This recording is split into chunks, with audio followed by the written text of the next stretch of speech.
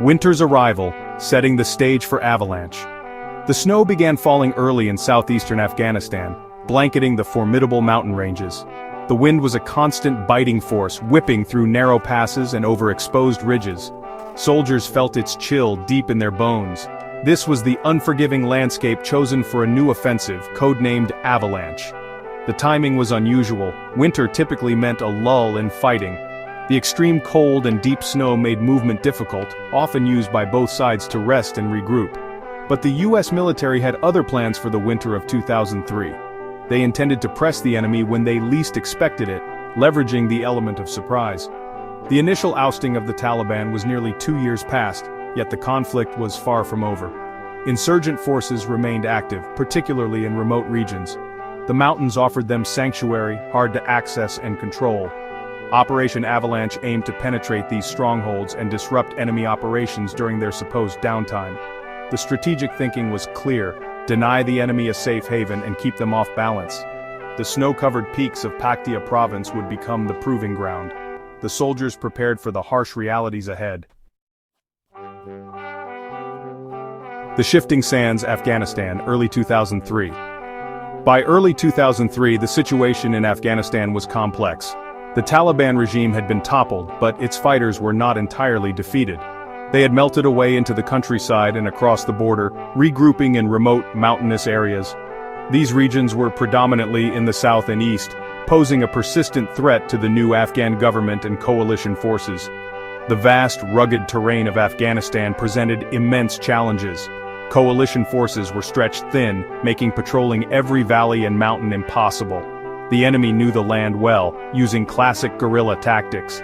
Hit-and-run attacks and improvised explosive devices became an increasing danger. The southeastern provinces, particularly Paktia, Khost, and Paktika, shared a porous border with Pakistan, providing insurgents with routes for infiltration and resupply. Coalition intelligence suggested these groups were using the winter months effectively to rest, rearm, and plan for spring offensives. Operation Avalanche was conceived to address this specific threat, aiming to catch the enemy off guard and disrupt their preparations. The stakes were high. The future stability of Afghanistan depended on such efforts. The objective: why a winter offensive? The primary goal of Operation Avalanche was straightforward: disrupt Taliban and al-Qaeda activities and prevent them from using the winter to regroup. The harsh weather usually offered them a respite, but this operation intended to take that advantage away. It was about maintaining relentless pressure on the enemy. Secondary objectives included gathering valuable intelligence, locating weapon caches, and extending the authority of the Afghan Transitional Administration. Launching a major offensive in winter was a significant decision, as military campaigns in Afghanistan traditionally slowed with the snow. However, the US military saw an opportunity in this challenge. An unexpected winter push could yield significant results, demonstrating adaptability and superior capability.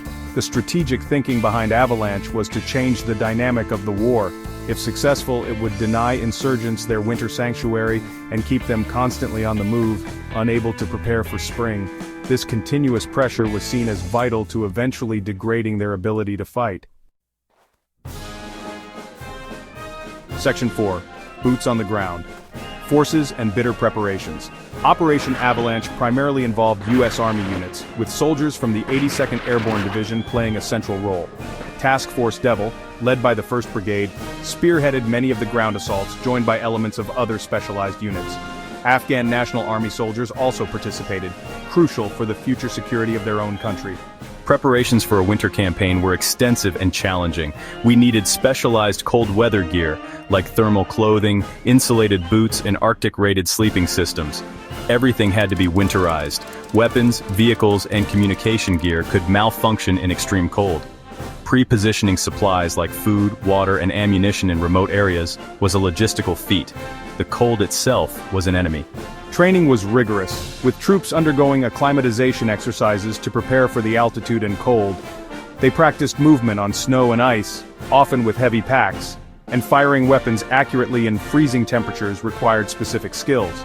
Air support was indispensable, with helicopters like the CH-47 Chinook and UH-60 Blackhawk transporting troops into inaccessible mountain areas, resupplying isolated units, and evacuating casualties. Close air support from A-10 Warthogs and other aircraft provided crucial firepower, though mountain weather was notoriously unpredictable.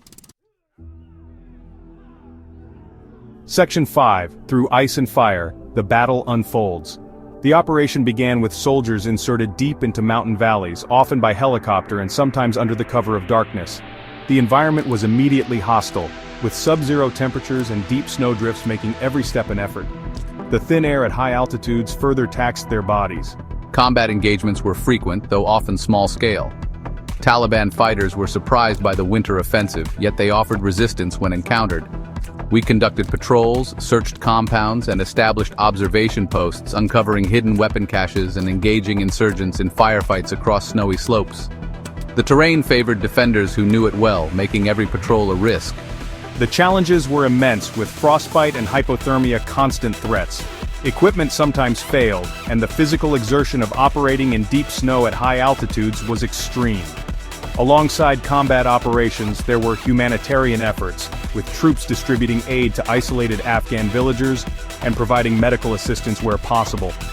Winning the support of the local population was as important as defeating insurgents.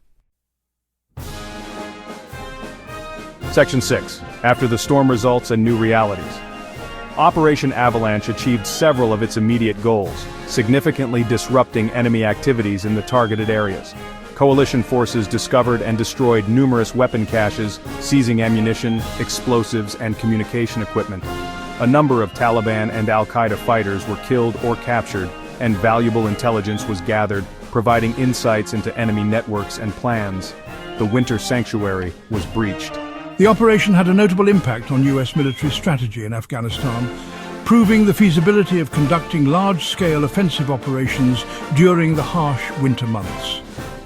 It showcased the adaptability and endurance of American soldiers and their equipment, challenging previous assumptions about the seasonal nature of the conflict. The psychological impact on the insurgents was significant, as they could no longer rely on winter as a safe period for rest and reorganization. For the Afghan National Army, participation in Operation Avalanche was a valuable experience, boosting their confidence and operational readiness. This was a crucial step in the long process of developing a self-sufficient Afghan security force. The operation demonstrated the growing partnership between coalition and Afghan soldiers. The enemy could expect no respite. Section 7. Avalanche's Shadow. Lessons from the Frozen Fight. Operation Avalanche was one of many operations in the long Afghan war, yet it stood out for its timing and audacity. Conducting a major offensive in the depths of winter was a bold move, signaling a new phase of relentless pressure. The operation underscored critical lessons, such as the importance of specialized training for extreme environments and proper cold weather equipment for soldier effectiveness and survival. The need for robust logistical support in mountainous terrain was reconfirmed, and intelligence remained key to targeting elusive enemy forces. Continuous pressure, even in winter, could yield results against an insurgency. The human cost of such operations should not be forgotten, as soldiers endured incredible hardships, facing extreme cold, difficult terrain, and a determined enemy. The resilience and courage displayed by the troops were remarkable.